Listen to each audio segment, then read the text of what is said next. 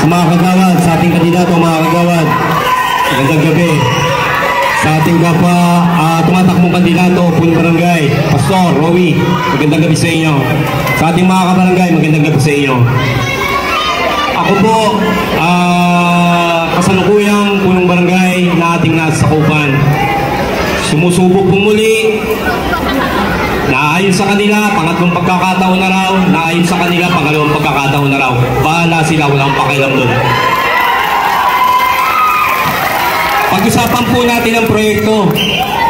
Proyekto po tayo. Ito po. CCTV po. Solar panel. Regarding po sa solar panel, ang solar panel po ay sinubukan namin bumili ng hindi karamihan. Bakit? Yan po ay sinubukan po namin. Ayaw po namin na pag kami ay bumili, pangit pala, sayang po ang pera. 8 lang po ang pinili namin. Susunod na taon, nagdagdag po kami ng 15. Sa susunod na taon, magdadagdag po kami ng 20. Bakit po? Yung ilaw po sa looban, natanggal. Bakit po? Illegal. Pinalitan po ng solar panel. Yan po ang istorya. Project po tayo. Multipurpose extension. Kung nakikita nyo po yung multipurpose po natin, na extension na po na bubong, project po ng barangay yan. Multipurpose po, project po ng congressman yan, ng buong multipurpose. Bricklaying. Kung nakikita nyo po yung barangay po natin, sa tapat ng barangay, may bricks na po, project po ng barangay yan. Asphalt laying, project po ng lokal. Sports program, siguro naman po, lagi kami nagpapaliga yearly. Kilala na po si Sherwin Cañete regarding sa sports. Barangay Patrol, project po ng barangay yan. 2018 po binili yan. Kaya lang po, nasira. Bakit po? Dahil po sa COVID, marami pong pasyente kaming dinala sa ospital at ang isa pong driver sa ospital, mismong ako po, si Chairman Sherwin ang nagdadrive.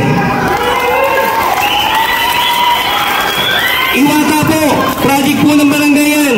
Bakit po? Nag-COVID free po ang ating barangay. Yan po ang ating pinanalunan, Iwata. Pinroject po ng ating barangay. Computer set. Nagkaroon po tayo ng computer set sa ating barangay na bago. Drainage improvement. Rehabilitation ng daycare. Project din po ng barangay yan. Vertical garden. Project din po ng barangay yan. Plant box. Project din po ng barangay yan. At ang fire truck po ay binigay po ng lokal sa tulong po ni Phil Salazar. Andyan po siya, yung fire truck. Ay pagtulungan po ng barangay yan. School supplies yearly. Project po ng barangay yan. At ang higit po sa lahat, ang transparency. Nung nakaraang linggo po, 2 weeks ago, dumating po ang COA. Nag-audit po ang COA. Ang barangay 894 po ay approve. Ibig sabihin po, lahat po ng biniling proyekto ng barangay ay approve. Wala pong namura.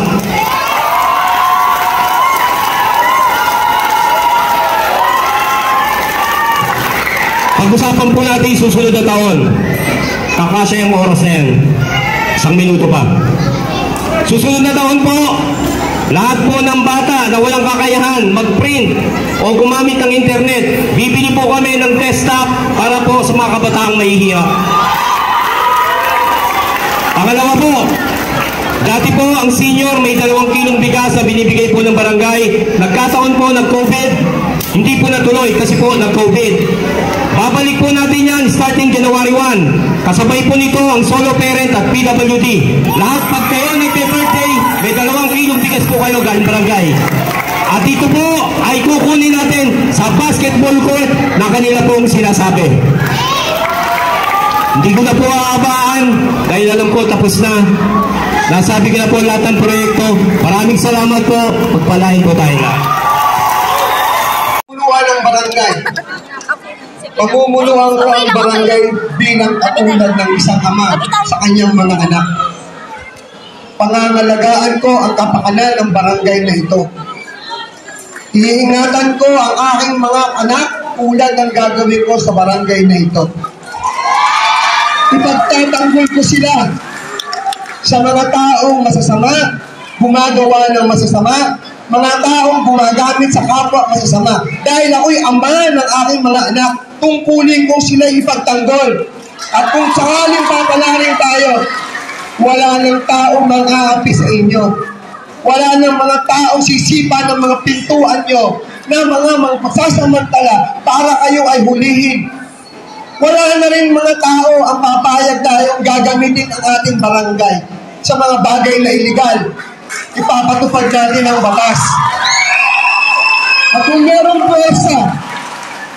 merong pwersa na magbabanta sa barangay na ito, tulad ng isang ama, gagamitin ko ang pwersa ng batas upang sugpuin ang mga bagay na magpuproteksyon sa aking mga anak.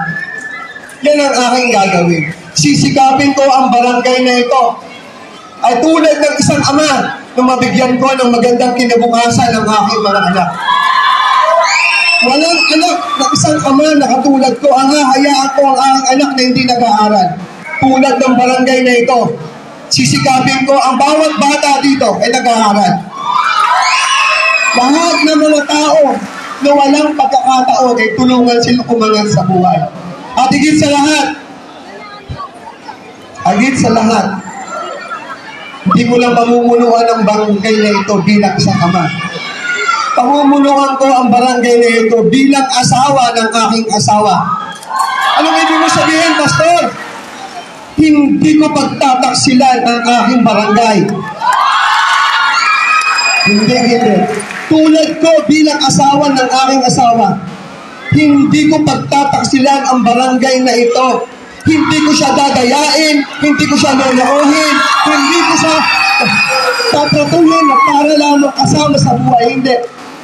Sabi nga nung mag-asawa, till death do us part. Yung po si Pastor. Opo. Ang barangay na ito ay mahal ko po. Mahal ko po ito. Mahal na mahal ko ang barangay na ito. Hindi kayo makakapagsinungaling. Bilang isang ama, di ba dapat mabuti tayong halimbawa sa ating mga anak? Bilang ama sa aking mga anak,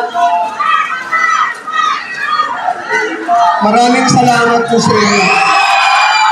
Tumatakbong chairman. Magandang gabi. Tayo kanina dito sa atin. Paano niyo po masasabi na isang tao ay isang bagito o walang alam? Ako po ay nakapagtapos naman ng pag-aaral. Ako po ay nakapagtapos ng Bachelor of Science in Business Administration, major in marketing sa pamantasan ng Lungsod ng Maynila. Ngayon po, may trabaho naman po ako bilang Business Development Manager sa isang kumpanya sa Makati. Ang kwalifikasyon po ng isang pagiging punong barangay ay ang pagkakaroon ng utak.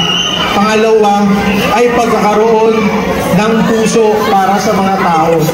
Sana po, nansikan ko na po yung pagkakaroon ng utak. Pangalawa po, ang pagkakaroon ng puso para tumulong sa inyo.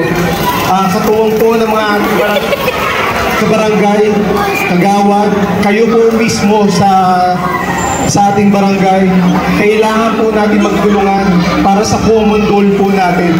Hindi po natin